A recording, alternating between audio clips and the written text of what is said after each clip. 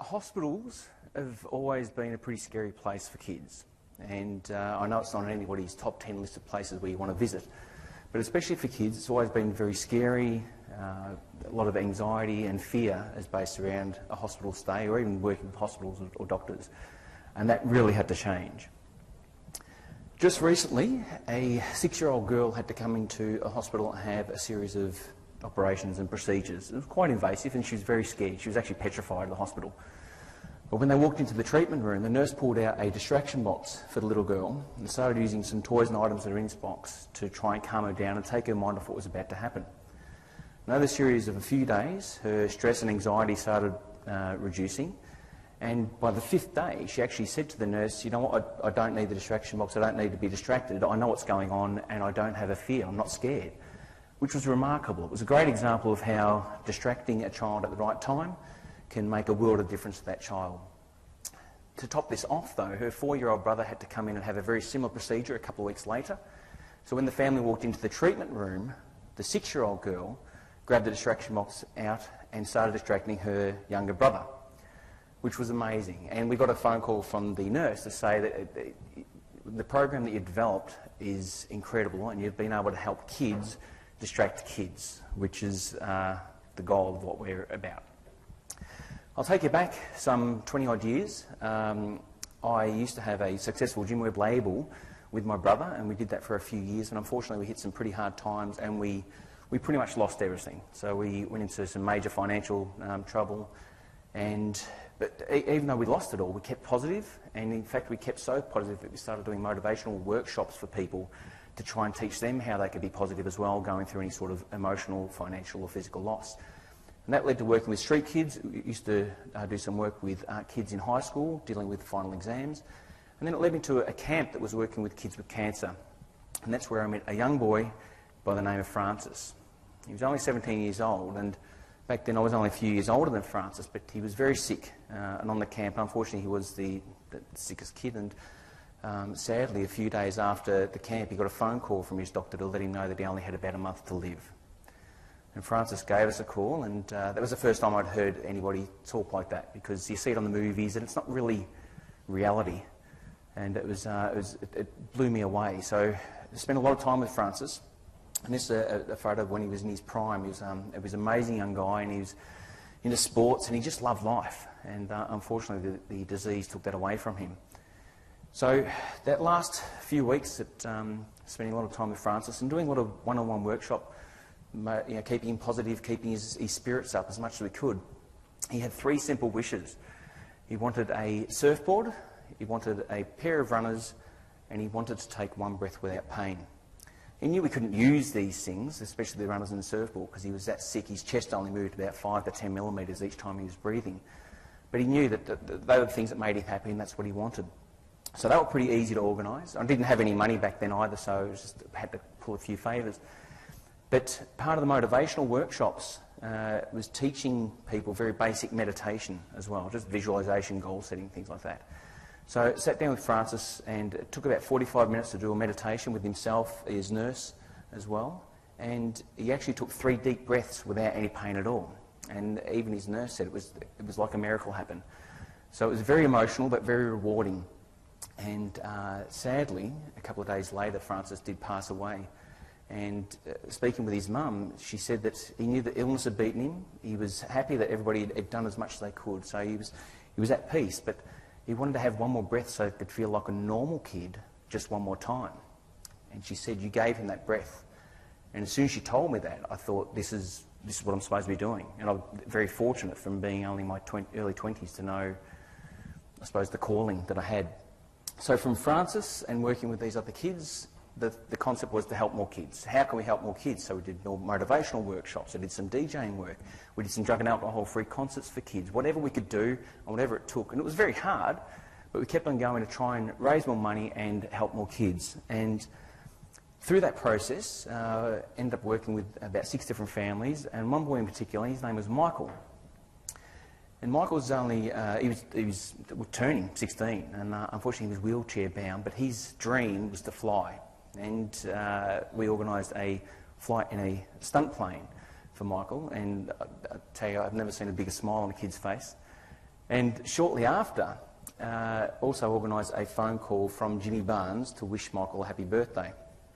And Michael had been transferred to a different hospital at that stage, so it was because of that phone call that I met Anna Darris, who was in the PR department at the hospital where Michael was staying. So Anna took us up and we saw Michael. The phone call came through and Jimmy spent about 15 minutes on the phone with him. So it wasn't just a happy birthday. I'm not a very good Jimmy Barnes impersonator, but he had a chat with him. And when he finished the conversation, Michael turned and said, this is the best day of my life. And it really moved me. I thought it was so easy to organise. It made such a difference to this kid, and it was like a fraction of a second out of my life to help him. So Anna took us through the hospital, and I had a very good chat with Anna about the amount of charities that were out there supporting these kids. And I was under the impression that all the kids in hospitals, with all the charities that are out there, and so much money was being raised, that not one child in hospital would go without if they needed extra support. But unfortunately, that wasn't the case. So I had lengthy conversations with Anna and a lot of the doctors and nurses and social workers that said, what has to change? Something has to change here, because it didn't make sense. I was so frustrated that I was actually dumbfounded. So we had a concept of setting up a charity for a very short period of time to try and encourage the larger and more well-funded and more well-established charities to maybe open their doors just a little bit and make sure they were catching the kids that were falling through the gaps. Unfortunately, that wasn't the case, and it didn't happen. And we kept going, and years and years went past, and still nothing was changing. In fact, we were receiving requests from the larger organisations because we had such a fast turnaround time for supporting these kids. So the idea that we had to come up with was something that was efficient, simple and fast.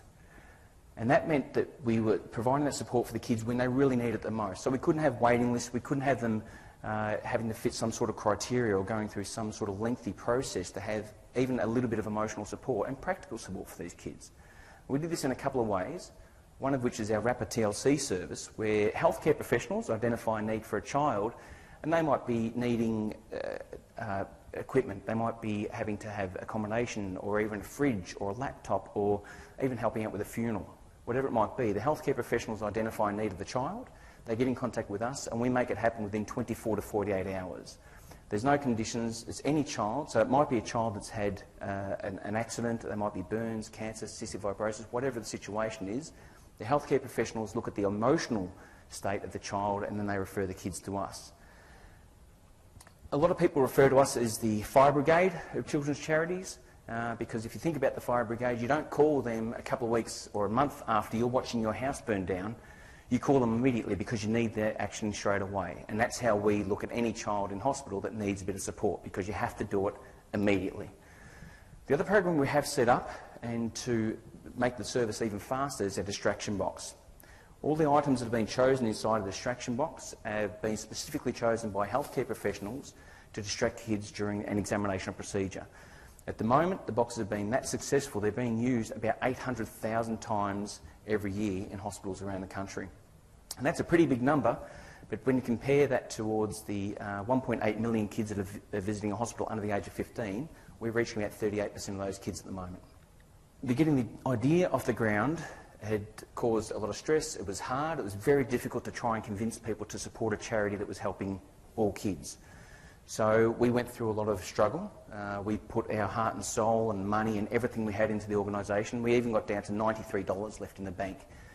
And that was our mincemeat and rice period. It was very tough for us. And at that period, we had a radio appeal by Neil Mitchell, who ran a fundraiser for us, and they raised $150,000 in 3.5 hours, which literally saved the charity.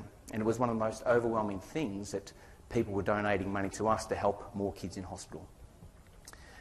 Since then, though, because we have persisted, we've been able to service over 400 hospitals around the country. We have over 1,700 distraction boxes in use, and we've been able to fulfil over 6,000 individual rapid TLC requests for kids that are going through very tough times. We've also been able to reach and deliver over 4 million smiles for kids. We've been able to raise over $10.5 million since 1998, and we're reaching more kids than any other charity in the country. And every time I talk about these stats, it blows me away that we're reaching so many kids and making such such a difference for a charity that didn't exist 16 years ago. I'm also very honoured and humbled that I won the Australian of the Year Local Hero Award for this year. And the only reason why I say this is because, number one, it was one of the biggest milestones in my life, but it's created a great platform to be able to talk about the community and encourage other people to try and get involved with something. Now, why am I telling you all this today? Why am I sharing a little bit about my life? Because I really want you all to find a cause that makes you smile. Think about what you can do. You might be able to offer something, you have special skills. You might be able to provide any sort of support you can. But I ask you to do your research. Find out what the charity is all about. Find out what impact they're doing. If they're duplicating services, if there's waiting lists, why they're waiting lists. But most importantly, look at the cause and have something that makes you passionate, makes your heart sing. Because it's very important. It means longevity as well. But if you can do something every day that makes your heart sing, and even sometimes get a little bit teary, I think that's what life's all about. But never think it's about you. So if you are getting involved with the charity, please think about it as something that you're going to be able to give that charity. A little bit about myself. I had a very normal childhood, and I consider myself very lucky. I had a loving family, and I was always taught to respect people from the youngest age, but also look out for people if they need some help. And I'm telling you this because I don't have any biological children. I met my stepdaughter in 1998, and when I set up TLC for Kids, I didn't know anyone was sick apart from the kids I was working with. So my family was healthy, my friends were healthy, my circle, everyone was healthy. And I didn't understand what illness was until I saw these kids going through this trauma, and I stood there and I thought, I can't stand for this, I have to do something about it. And that's why I chose to set up TLC for Kids. And I'm very, very lucky that I have found my cause to smile, and I hope you do too. Thank you.